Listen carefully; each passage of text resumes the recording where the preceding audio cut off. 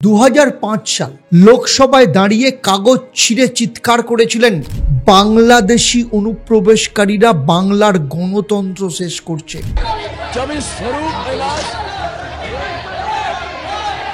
আর আজ 2025-এ দাঁড়িয়েই সেই মানুষটাই বললেন 21শে জুলাইয়ের মঞ্চে, এরা বাঙালি, এরা আমার। কি বদলে গেল, মানুষ নাকি ভোটের হিসেব? সেটা হচ্ছে পয়লা আপনার জুলাই মাসে পাঠিয়েছে procedure for deportation of illegal Bangladeshi nationals Rohingya. ওরা সেন্ট্রাল ফোর্স থেকে আমাদের বলছে একটা নোডাল অফিসার তৈরি করতে, যারা কিনা গিয়ে ওখানে মানুষকে বাদ দেবে, ভোটার লিস্ট থেকে বাদ দেবে, বাংলার পরিচয় থেকে বাদ দেবে, বাংলার অস্তিত্ব থেকে বাদ দেবে। বাংলা ভাষার ওপর চলছে বিরাট সন্ত্রাস। বাংলা ভাষায় কথা বলা নাকি যাবে না, বাংলা এসব মানবে না। সব মানুষের অধিকার এখানে সংরক্ষিত হবে। বাংলার ভোট কি এখন এতই সস্তা হয়ে গেছে যে সীমান্তের ওপার থেকে আসা মানুষের হাতেই বাংলার ভবিষ্যৎ? আর আপনি কি ভাবেন আপনার ভোটের কোনো দাম আছে? সিপিএম হোক, তৃণমূল হোক, বিজেপি, সবার এক একটা ন্যারেটিভ তৈরি। আর আপনার জীবন, আপনার চাকরি, আপনার ভবিষ্যৎ ওই তো খবরের কাগজের শিরোনাম। আপনি বলুন, এই বাংলা বাঁচাতে গেলে কি ভোট দিতে হয় নাকি ভোট বেচতে হয়? আজ সত্যবচনের এই পর্বে বাংলার ভোট রাজনীতির সব থেকে বড় প্রতারণার কাহিনী আমি আপনাদের কাছে তুলে ধরব। ঠিক করে বসুন, কারণ এই সত্যটা খুব চট করে গিলতে পারবেন না। 2005 থেকে 2025 সেই লোকসভার ওয়েলে দাঁড়িয়ে কাগজ ছেঁড়া থেকে শুরু, ভোটের রাজনীতিতে বাংলাদেশি আর রোহিঙ্গা অনুপ্রবেশকারীদের ব্যবহার সিপিএম থেকে শুরু করে তৃণমূল সবাই ব্যবহার করেছে। সেই দিনটার কথা মনে পড়ে। সেই দিন 2005 সালের শীতকালীন লোকসভার অধিবেশনে দাঁড়িয়ে মমতা বন্দ্যোপাধ্যায় যে ভাষা ব্যবহার করেছিলেন তা শুনে অনেকেই তখন চমকে উঠেছিলেন। তিনি স্পষ্ট করে বলেছিলেন, বাংলাদেশি অনুপ্রবেশকারীরা পশ্চিমবঙ্গের গণতন্ত্র ধ্বংস করছে, সিপিএম তাদের ভোটার বানাচ্ছে, বাংলা এবং বাঙালির জন্য এটা ভয়ঙ্কর।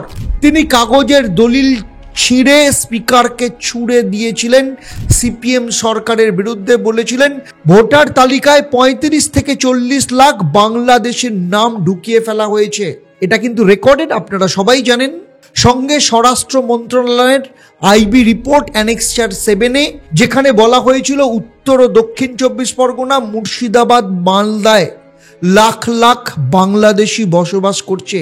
তখন জেলাভিত্তিক যে তালিকা সামনে আসে, সেখানে উত্তর 24 পরগনায় প্রায় 12 থেকে 15 লাখ, দক্ষিণ 24 পরগনায় 7 থেকে 9 লাখ, মুর্শিদাবাদে 8 লাখ, মালদায় 5 লাখ, নদিয়ায় 4 থেকে 5 লাখ।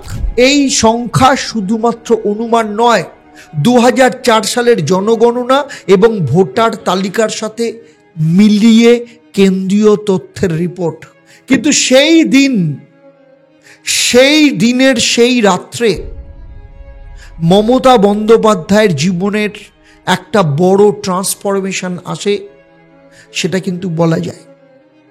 কারণ সেই দিন তিনি একটা জিনিস রিয়েলাইজ করেন, তিনি যাদের বিরোধিতা করছেন তারা কিন্তু পশ্চিমবঙ্গের একদম শিকড়ে ঢুকে গেছে। তাদের বিরোধিতা করে তিনি কোনোদিনও ভোটে জিততে পারবেন না।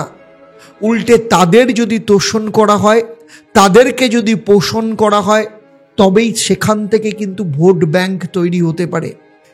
সেই দিনের রিয়েলাইজেশন, মমতা ব্যানার্জির ইউটার্ন, এবং তাদেরকে দিয়েই কিন্তু তার ভোট ব্যাংক তৈরি করেন। এবং 2005-এর পর আসে 2009, তার ফার্স্ট এফেক্ট দেখা যায়। কারণ 2006 সালে তিনি প্রায় 30-এ নেমে গেছিলেন, 30 হয়েছিলেন, 29 থেকে আবার 30, ভূপেন শেঠ মারা যাওয়ার জন্য 29, বনগাঁতে সৌগত রায়কে জিতিয়ে 2006 সালে সেখানে 30 হয়ে বিরোধী দলের যে তকমা সেটাকে তাকে রক্ষা করতে হয়েছিল, কিন্তু তারপর থেকে আস্তে আস্তে আস্তে আস্তে কিন্তু ইউটার্ন শুরু হয়, আস্তে আস্তে কিন্তু সেই গভীরে প্রবেশ করা শুরু হয় এবং তার ফল আমরা 2009 সালে দেখি। লোকসভা ইলেকশনে প্রথম তৃণমূল কংগ্রেস সিপিএমকে, বামফ্রন্টকে একদম চ্যালেঞ্জ দিল। তারপর তো 2001 সালে ক্ষমতা এলো এবং সেই ক্ষমতার পর থেকেই শুরু হলে নতুন গল্প, নতুন কাহিনী। এই যে 2011 সালের পট পরিবর্তন, মানে 2011 সাল 9 সাল থেকে যার ট্রেলার দেখা গেছিল, তৃণমূল ক্ষমতা এলো 2011 সালে, মমতা বন্দ্যোপাধ্যায়ের অবস্থান পাল্টাতে শুরু করেছে, অলরেডি পাল্টানোর ফল তারা পেলেন। যাদের নিয়ে সংসদে তিনি চেঁচিয়েছিলেন তারাই তৃণমূলের নতুন ভোট ব্যাংক হয়ে উঠল। কারণ এই বাংলাদেশি এবং অনুপ্রবেশকারীদের সংখ্যা সিপিএমের জমানায় যেমন ছিল তেমনি থেকে গেল, শুধু নানা সূত্রের দাবি হচ্ছে এর সংখ্যা আরও বেড়ে গেল। 2013 সালে টাইমস অফ ইন্ডিয়ার একটা রিপোর্টে উঠে আসে চাঞ্চল্যকর তথ্য। উত্তর এবং দক্ষিণ 24 পরগনায় প্রায় 2,70,000 নতুন ভোটার যাদের কাগজপত্র কোনো যাচাই করা হয়নি। বসিরহাট, উত্তর এবং দক্ষিণে প্রায় 60,000, বনগাঁ এবং বাদুড়িয়ায় প্রায় 50,000, ভাঙড়, বারুইপুর, ক্যানিংয়ে প্রায় 70,000, মালদা, মুর্শিদাবাদ এই সীমান্তবর্তী বিধানসভায় প্রায় 80,000। এসবের পেছনে স্থানীয় তৃণমূল নেতাদের বড় ভূমিকা নিয়েও বিভিন্ন সংবাদপত্রে রিপোর্ট করা হয়। তৃণমূল তখন আর তাদের অনুপ্রবেশকারী বলছে না, বলছে এরাই বাংলার বাঙালি, যা আজকেও 21শে জুলাইয়ের মঞ্চে আমরা পরিষ্কারভাবে শুনলাম। সবাই রোহিঙ্গা, বাংলায় কথা বললে, বাংলা ভাষায় কথা বললে अगर करेगा तो घेराव कर्मसूची करेंगे, पूरा घेराव होगा, पूरा आंदोलन होगा। हम नाम काटने नहीं देंगे, हम नाम डालने नहीं देंगे डिटेंशन कैंप में। जो लोगों ने बाहर में है हम उसको छुड़ा के ले आया, हम कोर्ट केस करके छुड़ा के ले आया। अरे जो आईन है आपका, जो कानून है, इसको हम बातिल करेगा, हम इसमें हम चेंज करेगा। हमें नहीं मानेंगे, हमें नहीं मानेंगे, हमें नहीं मानेंगे। এরপরে 2021 সাল এলো। 2021 সালের বিধানসভা ভোটের আগে কেন্দ্রীয় সরকারের আইবি রিপোর্ট, নির্বাচন কমিশন অভ্যন্তরীণ পর্যবেক্ষণে জানালো সীমান্ত বুথগুলোতে 20 থেকে 30% ভোটার অনুপ্রবেশকারী, যারা আমরা দেখেছি ওপারেও ভোট আছে এপারেও ভোট আছে। জেলা এবং বিধানসভা ধরে ধরে রিপোর্ট দেওয়া হয়, যেমন উত্তর 24 পরগনার বসিরহাট উত্তর 25% সন্দেহভাজন ভোটার রয়েছে, ভুতুরে ভোটার। বাদুড়িয়ায় 22%, বনগাঁ দক্ষিণে 20%, দক্ষিণ 24 পরগনা ক্যানিং পশ্চিম 30%, মথুরাপুরে 28%, মুর্শিদাবাদের মধ্যে জঙ্গিপুরে 35%, ডোমকলে 32%, মালদার মধ্যে কালিয়াচক বিখ্যাত জায়গা 40%, মানিকচকে 38%। কিন্তু এসব রিপোর্ট কখনো প্রকাশ্যে আনতে দেওয়া হয় না। রাজ্য সরকার এ নিয়ে কোনো পদক্ষেপ নেয়নি, বরং তখন মমতা ব্যানার্জি বলেছিলেন বাংলার মাটি থেকে কাউকে তাড়ানো হবে না। এরপর 2024 সাল বিজেপি 13 লাখ ভোটারের তালিকা জমা দিল। কারণ 2024 সালে আপনারা সবাই জানেন যে লোকসভা ভোটের আগে শুভেন্দু অধিকারী এবং বিজেপির নির্বাচন কমিশনে আনুষ্ঠানিকভাবে অভিযোগ করেন যে অন্তত 13 লাখ অনুপ্রবেশকারী ভোটার তালিকায় রয়েছে। জেলা এবং বিধানসভা ভিত্তিক বিজেপির অভিযোগ ছিল যে উত্তর 24 পরগনার 4.5 লাখ, বিশেষ করে বসিরহাট, বাদুড়িয়া, বনগাঁতে। দক্ষিণ 24 পরগনায় 3 লাখ, বিশেষ করে ক্যানিং, বারুইপুর, কুলতলিতে। মুর্শিদাবাদে 2 লাখ, বিশেষ করে জঙ্গিপুর, সাগরদিঘিতে। মালদায় 2 লাখ, কালিয়াচক, মানিকচকে। এবং নদিয়া জেলার 1.5 লাখ, করিমপুর, তেরহট্টতে। শুভেন্দু অধিকারীর এই অভিযোগ সাপেক্ষে টাইমস অফ ইন্ডিয়া এবং ইকোনমিক টাইমস এবং নির্বাচন কমিশনের অভ্যন্তরীণ নথিও তিনি জমা দেন, কিন্তু কমিশন চুপচাপ থাকে, সঠিক তদন্ত না করেই ভোট প্রক্রিয়া চলতে দেয়। এরপরে আসে 2025 সাল, যেখানে সুপ্রিম কোর্টের নির্দেশে, সুপ্রিম কোর্টের তত্ত্বাবধানে রাজীব গান্ধীর সময় যে অসম অ্যাকর্ড, যেটা নিয়ে আমার ভিডিও রয়েছে, আপনারা অবশ্যই লিঙ্কে ক্লিক করে দেখে নিতে পারবেন। অসম অ্যাকর্ড রাজীব গান্ধীর সময় এবং সুপ্রিম কোর্টের অবজারভেশনে যে এনআরসি করা হয়েছে, সেখানেও বলা হচ্ছে যে বাঙালিদের ধরে ধরে তাড়ানো হচ্ছে, কিন্তু তার রিপোর্ট অন্য জিনিস। সেখানে ধর্ম নয়, কাগজের ভিত্তিতে ধরা হচ্ছে, বা ভাষার ভিত্তিতে নয়, একদম কাগজের ভিত্তিতে। সেটা নিয়েও বিস্তারিত আমার ভিডিও রয়েছে, আপনারা দেখে নিতে পারেন। তারপরে এলো বিহারের স্যার স্পেশাল ইন্টেন্সিভ রিভিশন, যেখানেও কিন্তু ভুয়ো ভোটারদের বেছে বেছে কিন্তু দেখা হচ্ছে। এটা নিয়ে আমার যদিও বাংলা চ্যানেলে ভিডিও নেই, কিন্তু আমার যে হিন্দি চ্যানেল রয়েছে সাচ টক, সেখানে তার উপরে আমি ভিডিও বানিয়েছি। 21শে জুলাই মঞ্চে তিনি কি বললেন? বাংলায় বাঙালিরা থাকবে, বিজেপি হিন্দু মুসলিমে ভাগ করতে চাইছে, কাউকে বিদেশি বলার অধিকার কারণ নেই, কেউ বিদেশি নয়, বেছে বেছে বাঙালিদের তাড়ানো হচ্ছে এবং আমরা বাঙালিদের তাড়াতে দেব না, এরকম আপনারা সবাই জানেন বলেছেন। এবং যেটা আপনারা জানেন, সেই 2005-2025 মিলিয়ে দেখুন কতটা পরিবর্তন। তখন সিপিএমকে দোষ দিতেন, আজকে বিজেপি একই অভিযোগ করলে সেই অভিযোগকে বাঙালি বিদ্বেষী আখ্যা দিচ্ছেন। लोगों को डिटेंशन कैंप में डाल रहा है। क्या बांग्ला भाषा में बात करना क्या प्रॉब्लम है? आपका दिक्कत है? देखिए ये सब लोगों को सब अरेस्ट करके डिटेंशन कैंप में ले गया है, जेल में भर दिया है। देखिए बांग्ला भाषा में बात करते थे। এই যে রাজনৈতিক দ্বিচারিতা, নোংরা ভোট রাজনীতি আদপেই কিন্তু পশ্চিমবঙ্গের জেনুইন যারা রয়েছেন, যারা পশ্চিমবঙ্গবাসী, তাদের জীবনে কিন্তু কালো অধ্যায় নেমে আসছে। বাংলাদেশি এবং রোহিঙ্গা অনুপ্রবেশকারীদের নিয়ে পশ্চিমবঙ্গের ভোটের রাজনীতি একটা নোংরা চক্র তৈরি হয়েছে। এই যে রোহিঙ্গা এবং বিভিন্ন জায়গা, আপনি কলকাতায়, বেশি দূর যেতে হবে না, কলকাতায় গুলশান কলোনিতে যান, আপনি জানতে পারবেন। আরও অনেক জায়গা আছে, আমি একটা উদাহরণ দিলাম।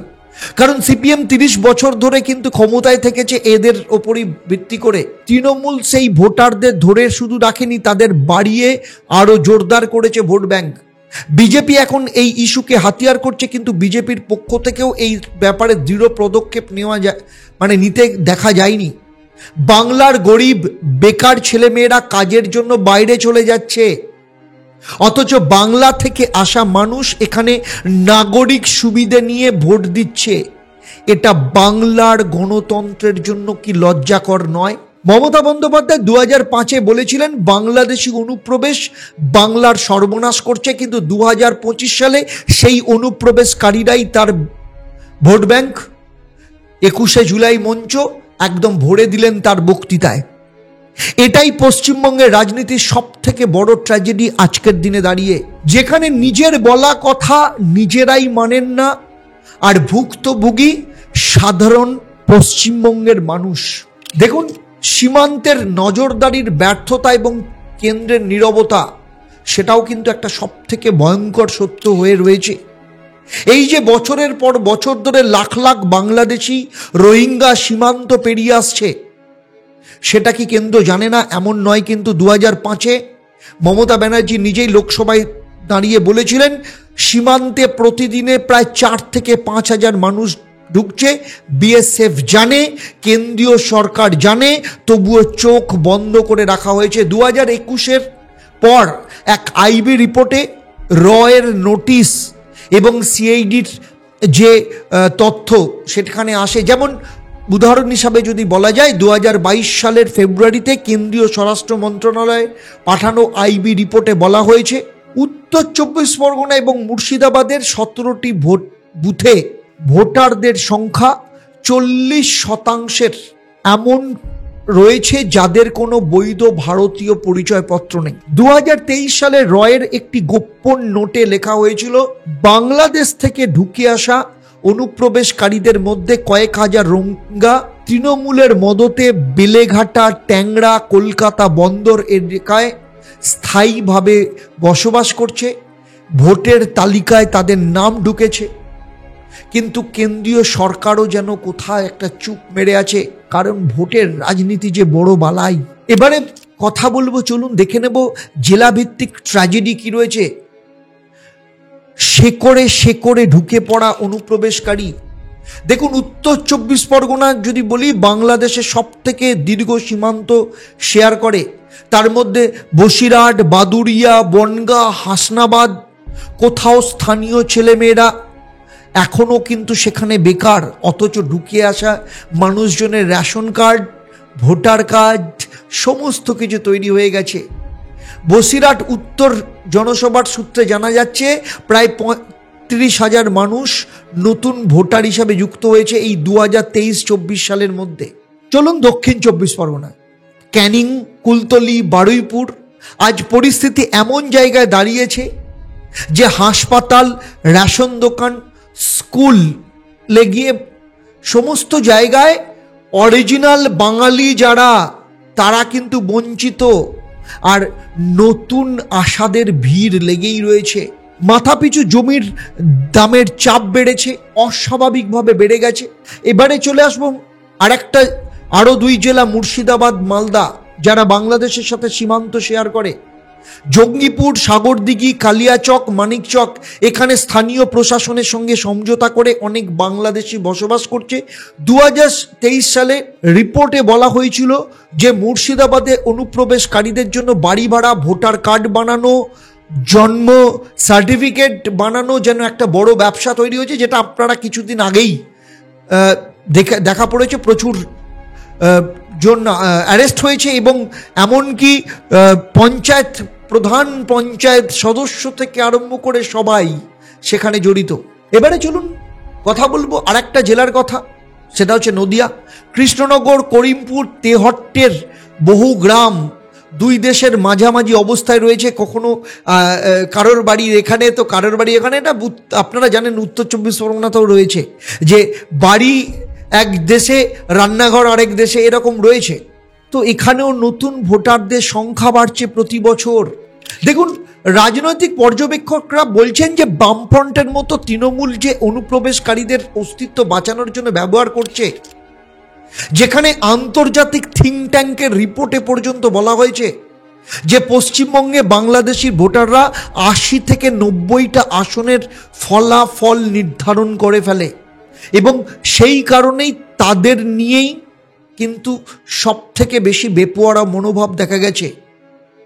মমতা ব্যানার্জির নতুন কৌশল হলো অনুপ্রবেশকারীদের বাঙালি বলে পরিচয় দিয়ে দাও, বাঙালি সেন্টিমেন্টকে জাগাও। এই যে বাঙালিদের তকমা, তাদেরকে স্ট্যাম্প দিয়ে দাও এবং বিজেপির বিরুদ্ধে বাঙালি বিদ্বেষ একটা ন্যারেটিভ তৈরি করো। দেখুন, রাজনীতি তো ন্যারেটিভে চলে, যত ভালো করে ন্যারেটিভ তৈরি করতে পারবেন তত ভালো।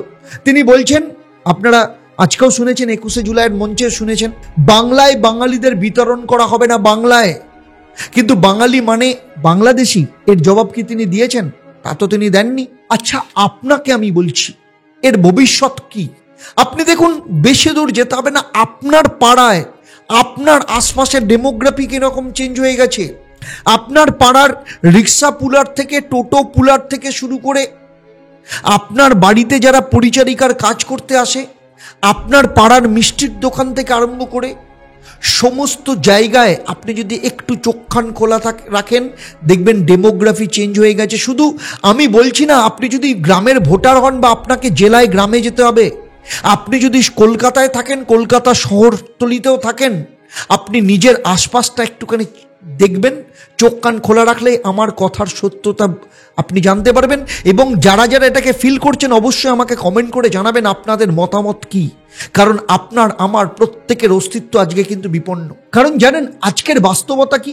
বাংলার গ্রামের শহরতলির বেকার গরিব ছেলেরা আজকে পরিযায়ী শ্রমিক হয়ে কোথায় না কোথায় যাচ্ছে তারা কাজ করতে। দিল্লিতে গিয়ে দিন মজুরির কাজ করছে, অন্ধ্রপ্রদেশ, কোথায় না কোথায় মহারাষ্ট্র, গুজরাট, সমস্ত জায়গায় রাজ্যে বেকারের সংখ্যা অস্বাভাবিক হারে বাড়ছে। কৃষি জমি ছোট হয়ে যাচ্ছে, জল, খাদ্য, রেশন সব কিছুতেই চাপ বাড়ছে।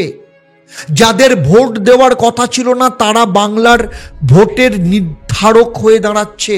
তাই এই যে তিক্ত বাস্তব, এটাকে কিন্তু আপনাকে আজকে কিন্তু ঠিক করতে হবে। কারণ যিনি বলতেন একটা সময় গণতন্ত্র ধ্বংস করছে, আজকেই তাদের কিন্তু তিনি বাঁচাচ্ছেন।